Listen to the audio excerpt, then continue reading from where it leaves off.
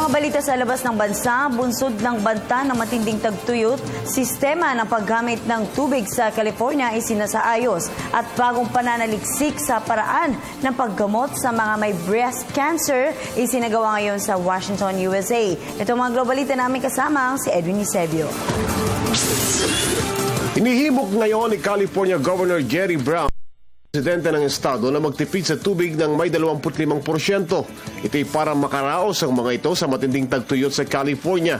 Kaugnay nito, nagbago ng sistema sa pagkonsumo ng tubig ng mga residente, negosyante at mga water agency sa naturang estado. Ito na ang ika-4 na taon na bumaba sa average rainfall o madalang na pag-ulan sa California na nagbunga ng matinding tagtuyot. Gayunman, hindi pinatawan ng pagtitipid sa paggamit ng tubig ang mga bukirin at taniman na gumagamit ng 80% ng supply ng tubig para sa mga prutas, gulay at iba pang pananim. Ilan sa mga patakaran ngayon sa mga lugar sa California ang pagpapataw ng multa sa mga restaurants na magbibigay ng tubig sa mga customers na hingi nito. Nakikipagtulungan naman ang mga Californians sa abot ng kanilang kakayahan sa pagtitipid ng tubig habang dumaranas ang kanilang estado ng matinding tagtuyot. Maaring mabago ng paraan sa kung paano gagamutin ang breast cancer.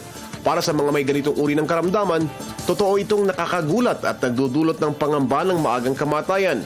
Subalit sa bagong paraan ng gamutan, marami ng mga kababaihan ang makakaasa na matatalo nila ang breast cancer. Sa pagsasaliksik ni Alex Walsh ng Vanderbilt University, ang paggamit ng lasers para pag-aralan ng tumor particles ng organoids ay nakita niyang may solusyon para maagapan ang paglaki ng tumor bunga ng nagsama-samang organoids. Bagamat microscopic ang tumor cells, kapag nalagyan anya ito ng mga collagen gel, mababalutan ng mga ito at dahil makislap ang cells, ay makikita kung paano nagre-react ang cancer cells sa drugs o gamot na iniinom ng pasyente. Kapag epektibo ang gamot, makikitang nawawala na ang pagiging fluorescent o kislap ng mga cancer cells na nababalutan ng collagen. Inaasahan na ang ganitong uri ng therapy ay magagamit na ng mga breast cancer patients sa susunod na 5 hanggang 10 taon. Dahil rito, hindi na dapat mag-isip ang mga may breast cancers na may death sentence na sila dahil sa naturang sakit. Para sa Telebisyon ng Bayan, Edwin Eusebio.